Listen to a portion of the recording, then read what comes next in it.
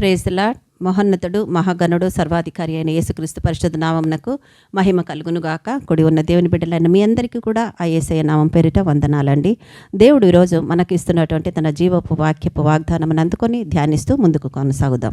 దేవుడిచ్చు ఆ వాగ్దానము కీర్తనల గ్రంథము 37వ అధ్యాయము 16వ వచనమును దేవుడు ఈరోజు వాగ్దానముగా మనకు అనుగ్రహిస్తున్నారండి. ఆ వాక్యము, నీతిమంతునికి కలిగినది కొంచెమైనను బహుమంది భక్తిహీనులకున్న ధన సమృద్ధి కంటే శ్రేష్టము అనే చక్కటి వాక్యాన్ని ఈరోజు దేవుడు మనకు వాగ్దానముగా అనుగ్రహిస్తున్నాడు. ఆ వాక్యము చదవబడినటువంటి వాక్యము, నీతిమంతునికి కలిగినది కొంచెమైనను బహుమంది భక్తిహీనులకున్న ధన సమృద్ధి కంటే శ్రేష్టము అని దేవుడు సెలవిస్తున్నాడు. ప్రియ సహోదరి, దేవుడు మనతో మాట్లాడుతూ ఆయన చెప్తున్న మాట, నీతిమంతునికి కలిగింది కొంచెము అంటే ఆ కొంచాన్నే దేవుడు ఎంతో శ్రేష్టంగా శాశ్వతంగా మార్చి మనకు అనుగ్రహిస్తున్న దేవుడై ఉన్నాడండి. అందుకే దావీదు రాసిన ఈ కీర్తనలో దేవుడు సెలవిస్తూ ఈ వాగ్దానం మొట్టమొదట మొదలుపెట్టినప్పుడే ఏమంటున్నాడు, నీతిమంతునికి కలిగినది కొంచెమైనను బహుమంది భక్తిహీనులకున్న ధన సమృద్ధి కంటే శ్రేష్టం కదా. చివరిలో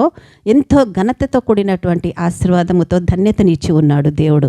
కాబట్టి నువ్వు నీతిమంతురాలివైతే, నీతిమంతుడవైతే, దేవుని చేత ఎన్నుకోబడిన వ్యక్తివైతే, దేవుని చేత పిలువబడిన వ్యక్తివైతే, దేవునిలో నమ్మకముగా వాడబడుతున్న వ్యక్తివైతే, దేవుని మీద నమ్మకం ఉంచి సంపూర్ణముగా ఆయన చేయు కార్యముల కొరకు కనిపెట్టుకుంటూ ఆయన ఘనపరచు వ్యక్తివైతే, ఈరోజు దేవుడు నీతోనే మాట్లాడుతున్నాడు. అందుకే నీతిమంతునికి కలిగినది కొంచెమైనను అంటే నీ దగ్గర ఏది ఉందో దానిని బట్టి నువ్వు పరలోక తండ్రినైనా నన్ను ఘనపరుస్తూ ముందుకు కొనసాగు అని దేవుడు సెలవిస్తున్నాడు.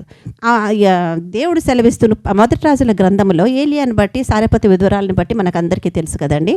సారెపతి విధవరాలి ఇంటికి ఏలియాను పంపించక ముందు అక్కడ కూడా కొంచెము పిండి మాత్రమే, కొద్దిగా నూనె మాత్రమే ఉందండి. కొంచెం అంటే చాలా తక్కువ.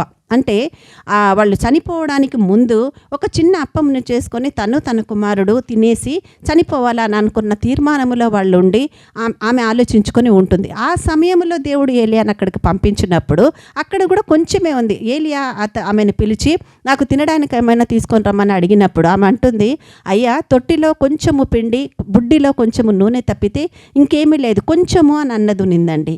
కానీ దానిని ఎప్పుడైతే దేవుని వాక్కు మీద ఆధారపడి ఆమె ఉపయోగించిందో, సమర్పించిందో, అప్పుడు దేవుడు ఏం చేశాడు, దాన్ని సమృద్ధిగా మార్చాడు. అంటే 3.5 సంవత్సరములు భూమి మీద వర్షం పడకుండా ఆ కరువు కాలం అంతా కూడా ఆ సారెపతి విధవరాలి కుటుంబంలో కరువు రాలేదండి.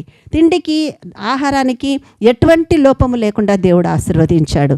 కానీ ఈరోజు నీ దగ్గర కలిగి ఉన్నది కూడా కొంచెమే ఉంది. ఇది దేనికి మేము ఉపయోగించగలమో, దీంతో ఏ విధంగా ఆశీర్వదించబడగలమో, ఇందులో ఎలా మేము సమృద్ధి చూడగలమని అనుకుంటున్నారేమో. సహోదరి, సహోదరుడా, దేవుడు అంటున్నాడు, నీతిమంతునికి కలిగింది కొంచెమైనను అని అంటున్నాడు. అంటే అక్కడ ఉన్న కొంచెమును సమృద్ధిగా మార్చాడు, ఇక్కడ ఉన్న ఈ కొంచెమును కూడా ఉన్న శ్రేష్టతను దేవుడు బయలుపరుస్తున్నాడు. కాబట్టి ఆ కొంచెం ఉన్నప్పుడు బహుమంది భక్తిహీనులకున్న ధన సమృద్ధి కంటే శ్రేష్టము.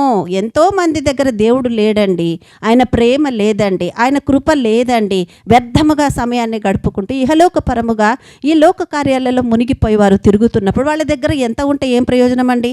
వారి ధనము వారిని పరలోకానికి నడిపించదు కదా.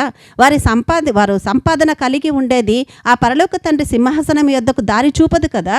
కానీ నువ్వు కొంచెం కలిగి ఉన్నావేమో, కానీ దేవుడు నీకు ఇచ్చినటువంటి ఒక ధన్యత, నువ్వు నీతిమంతురాలివి అని చెప్తున్నాడు కదా దేవుడు.